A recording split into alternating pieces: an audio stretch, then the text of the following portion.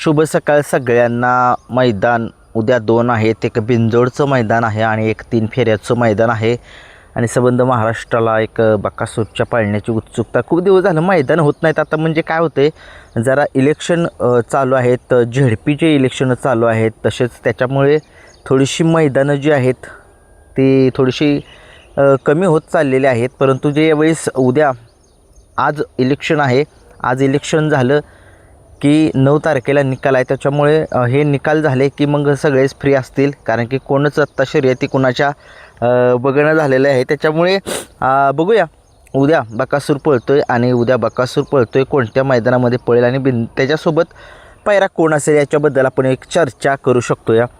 उद्या बकासूर पळतोय म्हटल्यानंतर न सगळं महाराष्ट्र बघेल। उद्या 2 मैदान, मुंबईचं एक बिंजोडचं मैदान आहे, त्या ठिकाणी उद्या महाराष्ट्रातील टॉपचे नंदी जे आहेत ते त्या ठिकाणी पळतील। मुंबईच्या मैदानामध्ये, मुंबईचं बिंजोडचं मैदान तुम्हाला माहिती आहे मोहोळ या ठिकाणी भरणार आहे आणि त्या मोहोळच्या मैदानामध्ये बकासूर पळण्यासाठी जातोय। खूप मिस करतोय। 26 तारखेला बकासूर पळायला गेलेला नव्हता, त्याच्यामुळे सगळेजण नाराज आहेत, परंतु नाराज होऊ नका, बकासूर उद्या पळण्यासाठी सज्ज झालेला आहे आणि उद्या बकासूर आपला पळते म्हटल्यानंतर पायरा कोण असेल? बकासूरचा पायरा घोटचा सर्जा असेल, मला असं वाटतंय घोटचा सर्जा किंवा मेहरबान ही ह्या दोघातील असेल, कारण की उद्या ती जोडी पळते भुंगा आणि सायराट, या जोडीला रोखणं कठीण आहे। आता सगळे म्हणतील की भुंगाला रोखण्यासाठी आणि सायराटला रोखण्यासाठी मेहरबान आणि घोटचा सर्जा ही जोडी कापी आहे, परंतु कसं होतंय, जो भुंगा जो आहे तो पब्लिकनं खतरनाक अजिबात पब्लिकला भेट नाही आणि जो सायराट आहे तो आतनं एवढा पळतोय मी त्याच्यासारखा आता बिंजोडमध्ये पळत नाही बैल, आतनं पळणारा बैल।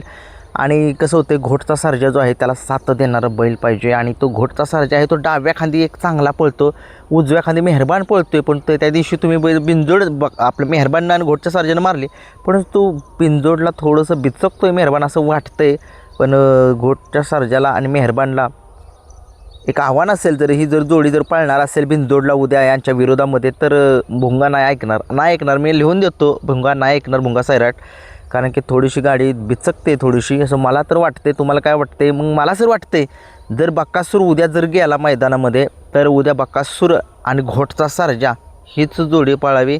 जर ही भुंगा आणि सायराट जर जोडी रोखायची असेल तर या जोडीला पळावं लागेल, कारण की तुम्हाला माहिती आहे या जोडीनं खूप मुंबईमध्ये असा दबदबा निर्माण केलेला आहे, परंतु या जोडीला रोखणं कठीण आहे। बकासूर बघूया आता उद्याच्या मैदानामध्ये बिंजोडला पळतोय की कोरेगावचं जे आत्ता एक मैदान आहे ओपनचं आणि दुसऱ्याचं मैदान आहे, आता त्या मैदानामध्ये पळतोय का नाही याच्याबद्दल अजून एक प्रश्नचिन्ह उभंच आहे। बघूया, मला संध्याकाळी त्याची खबर मिळेलच, लाईव्ह लॉटमध्ये चिठ्ठी बकासूरच्या नावाची निघते का नाही त्याच्याबद्दल मी तुम्हाला सांगेनच, कारण की बकासूरच्या नावाच्या चिठ्ठ्या संध्याकाळी निघतील त्यावेळेस तुम्हाला मी माझ्या चॅनलवरती मी तुम्हाला सांगेन, कारण की कुठं काय कोणत्या गटात पळतोय काय, किंवा जर नाही चिठ्ठी जर निघाली तर बकासूर समजायचं मुंबईच्या बिंजोडच्या मैदानामध्ये पळणार आहे। बघूया त्याच्याबद्दल सुद्धा अपडेट, जर समजा नाही जरी पळणार नसला जरी पळणार त्याच्याबद्दल बी अपडेट मिळेल, कारण की मला बॅनर जे आहेत ते पाठवले आहेत माझ्या मित्रांनी, कारण की त्यांनी सांगितले बकासूर उद्या पळणार आहे मुंबईच्या बिंजोडला। बघूया, जर नसेल तर मुंबईच्या बिंजोडला मग 3 फेऱ्याचं मैदान कोरेगावात होतं आहे, त्या मैदानामध्ये बघूया कसं होतं आहे कसं नाही, परंतु बकासूर सज्ज झाला आहे, कारण की खूप दिवस झालं त्याला एक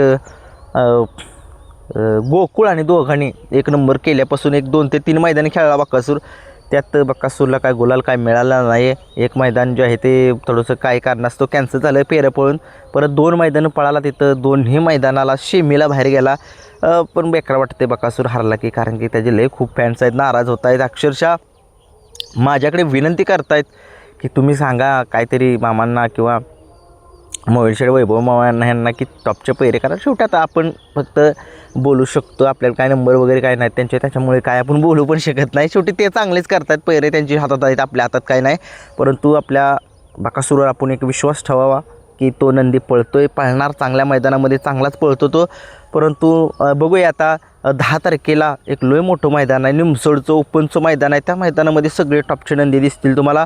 परंतु उद्या बिंजोड बघा, उद्या KTC लाईव्ह या चॅनलवरती मैदान असेल बिंजोडचं, आणि उद्या जे आहे ते कोरेगावचं जे मैदान आहे ते SM लाईव्ह या चॅनलवरती यूट्यूब चॅनलवरती असेल, पित्री लाईव्हवरती STC लाईव्हवरती हे मैदान नसणार आहे, प्रेक्षकांनी नोंद घ्यावी।